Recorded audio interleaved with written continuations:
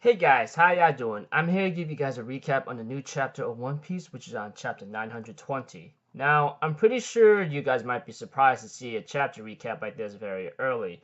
Well, it's a little bit late at night, and I decided to take a look at some website to see if there's any chapters ahead that I need to read before going to bed. And it's pretty late right now, but I decided to do it anyway because so I could get it over with. Surprisingly enough, I can't believe the translators are picking up their pace right now. Anyways, this chapter right here, I guess I had some closure to one specific problem I had with it last week. I'm pretty sure those guys who have been keeping up with my channel and watched the recent the One Piece chapter recaps, you would know what I'm talking about. So if anything else, let's just get this started. Cover page. Sanji and Zoro dream fighting each other. Pretty hilarious and pretty cool. But aside from that, we have to it that Kinemon is talking about the time about Odin Castle whatsoever. And aside from that, he ends up having to talk about how beloved Odin was, you know? Like, he was, like, despite being a son of a Wano country shogun, Lord Kozuki Sukiyaki, he got into violent fights one after the other and was eventually exiled. But, however, he ends up having to be in a place known to be a lawless area. There will be criminals running in exile from a village that we don't even know. Former groups will be robbing and killing each other day by day. It was a heinous place. Even the shogun decided to ignore its problems because how dangerous it was. That was Kuri. But eventually we see to it that we get to know that Odin himself went to that Kuri of all places, and he actually started a fight with someone named Ashura Doji, and who was considered the most dangerous man out of all the evildoers in the land. In the end, Odin actually defeated him. And even Luffy and everyone else was actually pretty shocked about this. Shortly afterwards, he rounded up the Ruffians in this land and raised them from their pitiful bad deeds whatsoever. Eventually, after he defeated the leader, he forced them to be workers, how it's necessary to construct things, construct the town and castle. He built a paradise farm for the sake of everyone, created a free and lively village where the sounds of laughter would not stop, you know. After some time, Shogun Sukiyaki heard of his deeds, and eventually he was actually given some kind of title known to be Daimyo of Kuri. It was like at the age of 20, he actually had that kind of achievement. Not only that, Odin himself actually created rivers and wharfs. He even connected villages and people together. And he even has a habit of saying, it's too cramped here, you know? That kind of thing. Then we get a scenery switch with Zoro being lost, you know? He goes like, where in the world did they wander off to? I'm amazed that they could get lost while I was riding on Kominaru, you know? Oh, it's a wharf. Maybe I should catch a ride. I'm thinking in my mind, Zoro, seriously, man, you literally got yourself lost. Stop trying to say that they got lost. But that's Zoro for you. Can't help it. After all, he's a very strong guy, but the very, very disgusted way of losing his sense of direction. Tell me about it, right? But aside from that, we get to see Wano country on a certain beach, and we see the Duke, you know, the Dog Duke, you know, remembering the time how he and Nekomamushi were like branded as scared people, and starting to have nostalgia moments.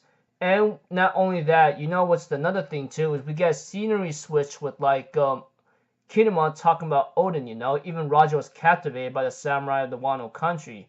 But eventually he ends up talking about like what happened to Odin though.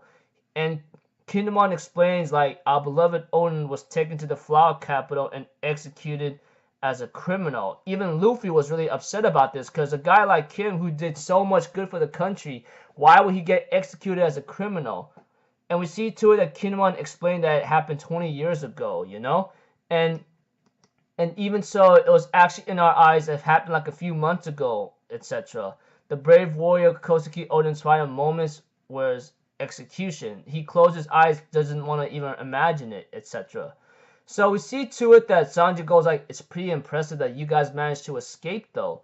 But Kinemon also explained, yeah, but no one was on our side anymore. After the execution, Odin himself, everything went to hell. Like, on our way there, we have to it that Nekomamushi and Inurashigi ends up having to have an argument here and there. They were caught by Orochi's subordinates, and we believe that their lives were forfeit. But at that point, it did not matter who died. We absolutely needed to get to Odin Castle, as Kinemon explained. Orochi, who orchestrated the downfall of Kozuki clan, would surely target Lord Momonosuke's life next, you know? But we see to it that since Kaido anticipated their plan, they actually set the castle ablaze before they could even reach it. Eventually, they did reach Lord Momonosuke and his younger sister Hiyori, you know?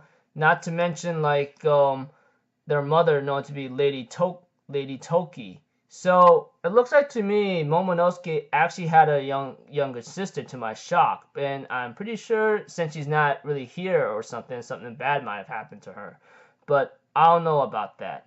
Anyways, eventually, this may be hard to sound to believe, but there's always been rumors that Lady Toki, which is Momonosuke's mother, was born sometime in the distant past, and she ends up explaining that it's impossible to travel to the past, but traveling to the future is very possible. I've been traveling further and further into the future using this mysterious time ability. So it looks like to me when it comes to two words or something, when it comes to those two words like time fruit or mochi fruit or gum fruit, it has to be a certain devil fruit, okay? Like, seriously, I mean, two words saying time ability or time or mochi gum, it has to be a devil fruit.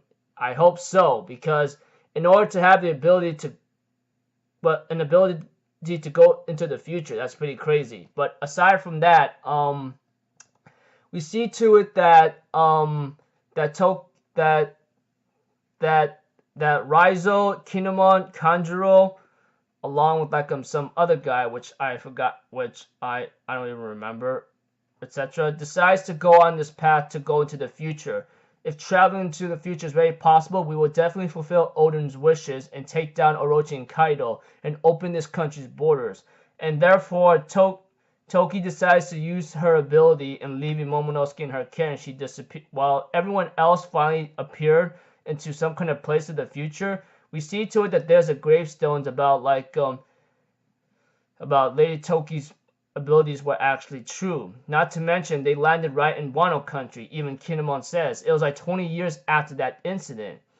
And even Kinemon explained, after we traveled 20 years into the future, we were truly in an unknown world. We don't even know what the hell was happening here and there. But there were factories lined up, and you know, the bad food, the bad drinking water, only those in the Diamond Village and the vast wasteland, only Kozuki name was scorned, you know. We even realized that this was no longer the Wano country we once knew. We thought we would be able to find people to fight alongside us, but we were wrong. So we have to it that there was some people named Jinboemon of the Kibi, who was a former retainer of the Shogun, you know, has been waiting 20 years to actually wait for Momonosuke to appear. It was Lady Toki's words that he was waiting for that day. Even Momonosuke was talking to him. This is in the past, by the way. And we see to it...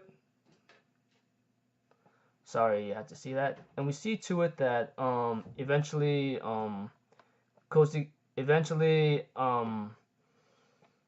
as the guy was talking to Momonosuke, they end up having to indicate that we were a family that rose 20 years later, you know, and having doubts of such words given proof here and there, I don't know. But aside from that, we have to it that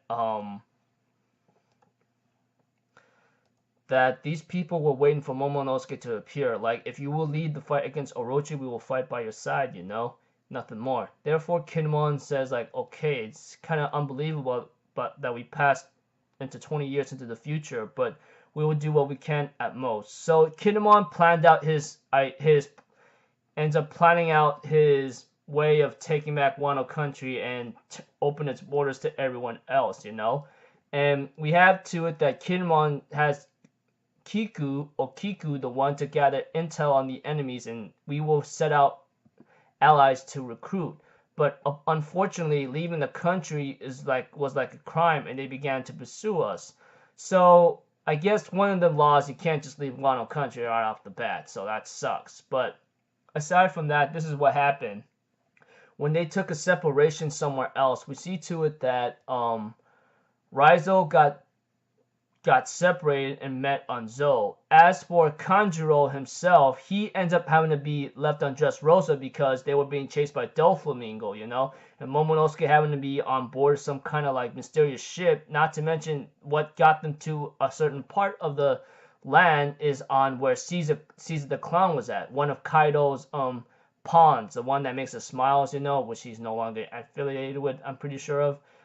We have to it, of course, Kinemon himself got dismantled by Law, of course, and they end up having to meet the Straw Hats later. So, in other words, Kinemon says, like, you know, thinking back on it, after going through certain hell, we are very glad to actually meet you, and etc. We have to it that, like, thank goodness that we don't have any wanted posters, but one thing was sure is that we already gathered our allies here and there. So we have to it that the most important part is that this plan is not to be exposed, you know? And we have to it that Kinemon laid out the number of armies that we already have, you know? Like the Straw Hat crew led by Luffy, Heart Pirates led by Law, the group of Mink Tribe, the Musketeers led by Inugarashi, the Guardians led by Nekomamushi, as well as the samurai we had recruited with the will to rebel. So ideally our forces would need to be 5,000 strong. However, waging war is not our intention. Our goal is to gather information in complete secrecy and take the commander's head. The plan will commence in 2 weeks' time on the night of the Fire Festival. We will commence the raid of Onigashima, you know, where Kaido resides. So, yeah, it ended off there, and One Piece will be on break next week, I'll let you know, etc.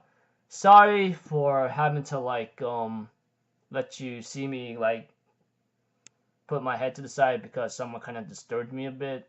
Like I said, it is very late right now for where I'm at. It's nighttime right now. It's, like, past midnight, and it's not really the appropriate time, but I decided to do it anyway. Like I said, just want to get this done and over with, etc., and get it done. So overall, without having a lot of detail given in this chapter, without a lot of detail and just simple summaries and sentences without being very confused, which I always do at the end of my video after making a detailed recap here and there, somewhat. Kinemon explains what happened at Wano Country and how Oden became so well known and why he was so loved, but later on gets executed as a criminal, and thanks to one of Momonosuke's mother's powers, we have to it that she has the ability to travel into the future. So I guess that's a closure right there. But like I said, when it comes, well, I'm gonna say it right now. When it comes to time itself, it's not something that should be dealt with, you know, and it's not really pretty when it comes to time. Even so, I guess I get some nice closure about that, having to see them that they traveled through 20 years into the future thanks to Momonosuke's mother. They end up having to gather some allies that's willing to rebel against Kaido and the Shogun Orochi whatsoever, and they end up having to meet Luffy and the others, and they get ready to, like, clash against Kaido himself, and they plan to make the raid on Onigashima, or just like the attack where Kaido will reside. Now, I will be honest with you, I expect Kaido will I'm pretty sure Kaido will expect an attack soon, because he's one of the 4 Yonko, and I'm pretty sure he would know what the hell is going on in Wano Country right away, etc. And we already know how terrifying he is. So, but Kinemon says we are trying not to wage war, which I go like, I highly doubt that's really gonna happen, because you're gonna have to fight no matter what. I expect a real all-out bloody battle fight, and we all know how that one is. And whatever battle or war that's coming up very soon, Oda says that the Marineford War is cute.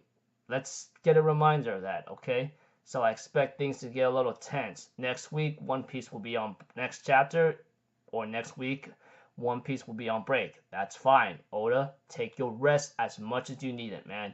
If you need to sleep for 2 weeks or 3, do so, man. I'd rather have you be in top healthy shape and finish the series than you dying before you could end it or conclude it.